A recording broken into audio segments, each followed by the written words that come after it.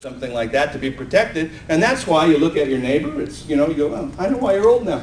X-rays. I mean, but when you had this canopy above, it would reflect them, and so that wasn't happening. The other thing that would happen is this, that canopy above would kind of come down and press the earth, and this is all on DVD 2 of this lecture if you ever wanted to get more of it. And what it would do, it would increase the air pressure on earth. What they've done is they found these bubbles in prehistoric amber. They find the bubbles in amber and they test the air in those bubbles that come from prehistory before the flood is what I mean, and the pressure is greater and the oxygen content is greater. However, how many of you have heard of a hyperbaric chamber? Hyperbaric chamber. They pump in oxygen, they put it under pressure, and it helps with healing. You know, and how many of you ever heard of a cyclist in the French, what do they call that French race?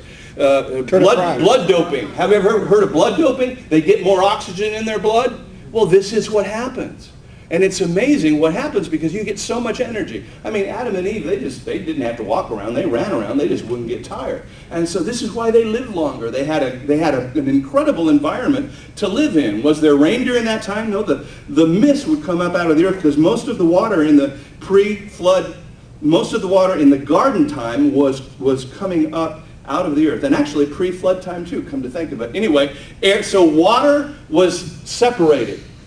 There was water, and there was air, and there was water. And so if we were going to think of a man who would be the second millennium man who is associated with that kind of a situation, who would it be? Noah. It would absolutely be Noah, because Noah is the one that suffered the judgment, and he floated on water, he was in the air, and there was rain coming down. He was the man of the second millennium. Noah was right here. He was born right here about 1,056 years after Adam, so right here. And how many years did he live? He lived 950 years. The flood occurred in year 600 of his life. So naturally, Noah would be the second millennium man. And so what happened on the second day of creation? The waters were separated. What man would you associate with that? Noah. He's the man that had to deal with that judgment. All right? You are never going to forget what was created on the second day of judgment now, because you know that, okay, Noah or Adam was the first man, and then Noah, second day. What happened on the second day? Oh yeah, the flood. And then it's very interesting after the flood, because now we're going to get to the third day of creation. Right here. Well, oh, by the way, just remember this. Noah is used as a reminder to people today to not scoff at the returning of the Lord, because those people were saying, there's never judgment going to come. People today say, Jesus is never going to come back, and Jesus is coming back. And Scripture says, look at what happened to the people in the days of Noah. You know, they didn't think judgment was coming, but it did about 1,650 years after Adam was born. All right? In the same year, the day of Methuselah. And what does the name Methuselah mean? His death shall bring. It meant his death shall bring the flood. And he died in that year just before the flood. And it's amazing. Anyway, that was then. So don't forget Noah, because Noah is an important thing to remember as we look at what is going to be happening today, because judgment is coming again. But it's not going to come with water, it's going to come with fire. Let's talk about the third day of creation. The third day of creation, what appeared? Land. Interesting. And not only land, but dry land and, did I hear it or not? Vegetation and plants. Dry land. The vegetation and plants came out of the land. And this is interesting because we call plants life, and so that is an argument against this idea. How could Adam precede, with Adam's sin came death. And the argument would be, well, wait a minute. Adam ate a banana. He killed that banana, therefore there was death before Adam sinned. You see that? Is that true? Is that the case? Well, here's the interesting thing I want you to understand. The Bible never says that plants die. You don't ever have to worry about killing a plant again. All right? No more. After this day, here we are, September 16th. If you have a black thumb like me, you don't ever have to worry about killing a plant. You know why? Because the Bible doesn't say that plants die. It says that they wither. They're not life in the sense of life created on days 5 and 6.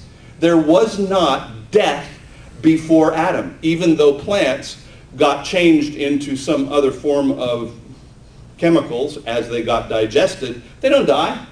They didn't die. Not in the biblical sense. And that's a hard one for some people to swallow, no pun intended, but the thing is that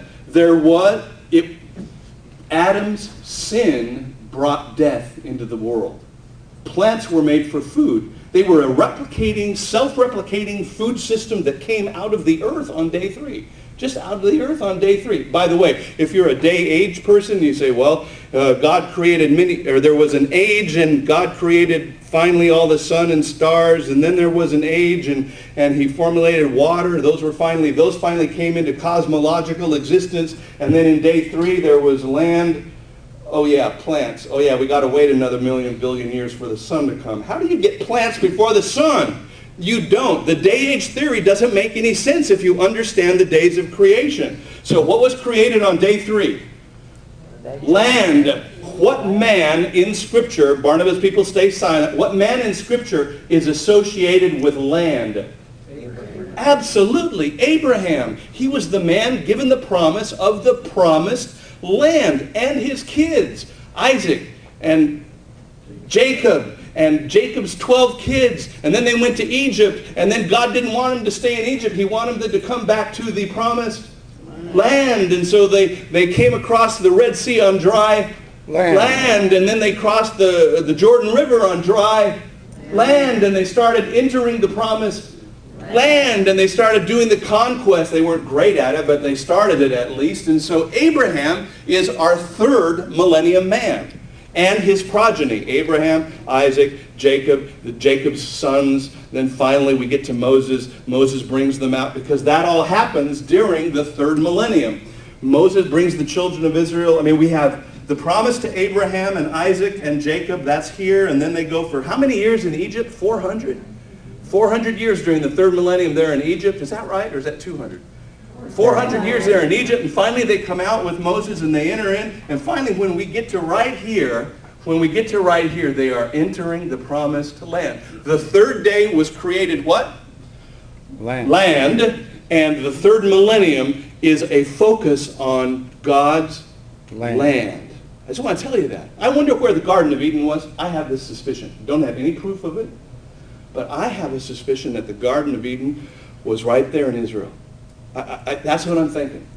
Because of the fact that after the flood, everything was changed, the rivers changed their directions, and the geography was changed. I might be wrong on that, but I'm just having this suspicion that that the Garden of Eden could have been right there where Jerusalem is. I don't know for a fact, but you don't find it today. People search the Euphrates River and the Tigris River, and they look for it. There was a flood. It changed everything. There was a flood. It lasted for a year. It probably took 6 months to kill everybody on earth with that flood. It wasn't just the canopy of water that dissolved and came down that caused the rain, but it was the fountains of the great deep that came out. There was water in the crust of the earth, and it came out with such force. It was like have you ever seen when a fire hydrant erupts and it's just muddy? There's mud all over the place. Well, when you have actually I think the continental divides, all of those places are where the fountains of the great deep erupted, and there was mud all over the place going back and forth, and then there's big old trees floating around, and they settle because the roots get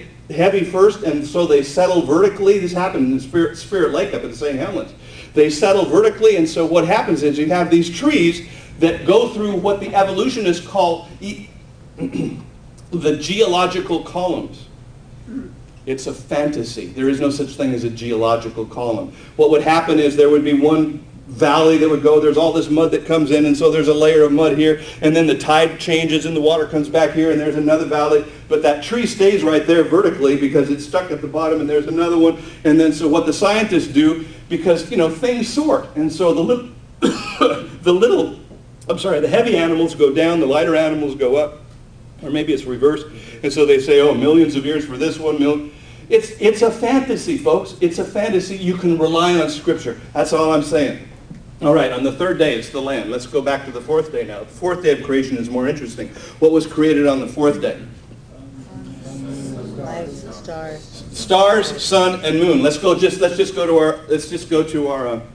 Oh, by the way, when you look at these people, what are these people? They're called movie stars. Are they really stars? No, they're people. How about these people? People you see on TV, are they really stars? No, they're people. All right? They're just people.